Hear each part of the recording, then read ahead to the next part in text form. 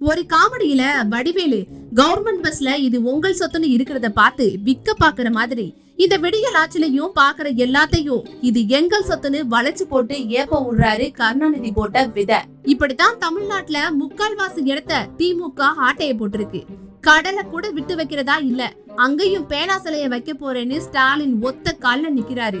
இப்படியே போனா தமிழ்நாட்டுல என்ன மிஞ்சுதானே நினைக்கிறீங்க? ஒண்ணுமே இருக்காது. எல்லாம் திமுக சார்களோட கஜானாலதான் இருக்கும்.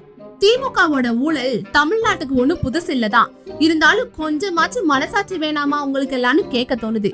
கட்ட பஞ்சாயத்து பண்றதுல டிகிரி வாங்கியிருப்பாங்க போல. ஊழல் யூனிவர்சிட்டிக்கே வேந்தரா இருக்க ஸ்டாலினும் உடன்பிறப்புகளை அடக்கி வைக்கிறதே இல்ல. மாவட்ட செயலாளர்ல இருந்து அமைச்சர் வர நிலத்தை வளைச்சு போட்டு மக்களை உருட்டி மிரட்டி நிலத்தை எழுதி வாங்குறதுன்னு கொஞ்ச நஞ்ச அராஜகமா. இப்ப கூட கரூர்ல வயசான ஒருத்தரோட 40 ஏக்கர் நிலத்தை வளைச்சு போட்டிருக்காரு அரசு வழக்கறிஞர் ஒருத்தர். திரும்ப கேட்க போனா அந்த முதியவரை துப்பாக்கிய வச்சு மிரட்டி இருக்காராம். அரசு வழக்கறிஞருக்கு எங்க இருந்துடா இந்த தைரியம் வந்ததுன்னு பார்த்தா அவருக்கு பின்னாடி இருக்க அமைச்சர் கொடுத்த தைரியம் தானா. இப்பதான் கதையே சூடு பிடிக்குதுல. சரி, அந்த அமைச்சர் யாருன்னு பாப்போம். கரூர்ல ராமலிங்க சொக்கவேல்ன்றவரோட 40 ஏக்கர் குடும்ப சொத்து இருக்க அதோட வேல்யூ இன்னைக்கு கோடி கணக்குல இருக்கும். இது போதுமே, கோடினா திமுக காரங்க விட்டுருவாங்களா? அந்த முதியவர் கிட்ட இருக்க 40 ஏக்கர் நிலத்துல குடும்ப பிரச்சனை இருக்கு. சொத்துல பங்கு கேட்டு ராமலிங்க சொக்கவேலோட மகள் கோர்ட்ல கேஸ் போட்டிருக்காங்க.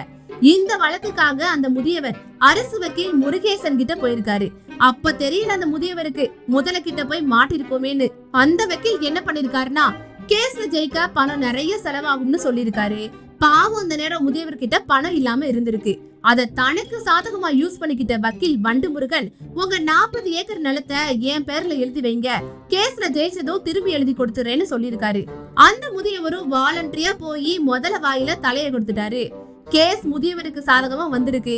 அதுக்கப்புறம் நிலத்தை திரும்ப என் பேர்ல எழுதி கொடுங்கன்னு முதியவர் ராமலிங்கம் கேட்க போனா 2010 முருகேசுங்கிற வக்கீல் கிட்ட போற ஆலோசனை போனதே அவர் என்ன பண்றாரு, இந்த மாதிரி நான் பார்த்துக்கிறேன் அப்படின்னு சொல்லி 40 ஏக்கரை என் மேலே எழுதி வைக்கி அப்படிங்கிறாரு. நான் தெரியாதனமா எழுதி வச்சிடறேன்.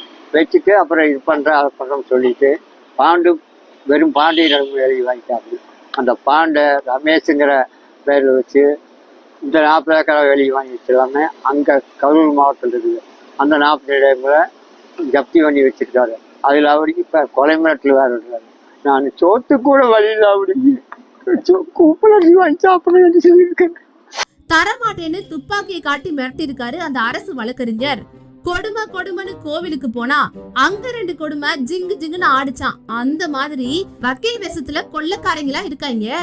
சரி சரி, இப்ப நம்ம முக்கியமான விஷயத்துக்கு வருவோம். அந்த அரசு வக்கீலு திமுக அமைச்சரோட ஆதரவாளராம். அப்புறம் எப்படி போனது திரும்ப வரும்? அந்த அமைச்சர் ஏற்கனவே நில அபகரிப்பு வழக்குல கம்பி என்ன அனுபவம் இருக்கு. தூக்கத்துல இருந்தவரை தூக்கிட்டு போயில ஜெயில வச்சாங்க. அப்படிப்பட்ட அமைச்சர் கூட இருக்கிற வக்கீலும் அப்படித்தானே இருப்பாரு. அது மட்டும் இல்ல, என் பின்னாடி திமுக கட்சி இருக்கு, அமைச்சர் இருக்காருன்னு மிரட்டி அந்த முதியவரை பயமுறுத்தி இருக்காரு. இதெல்லாம் பார்க்கும் போது முதல்வர் ஸ்டாலின் ஆட்சிதான் நடத்துறாரா இல்ல திமுக கேங்ஸ்டர் கூட்டத்தை வச்சிருக்காரான்னு தான் தெரியல.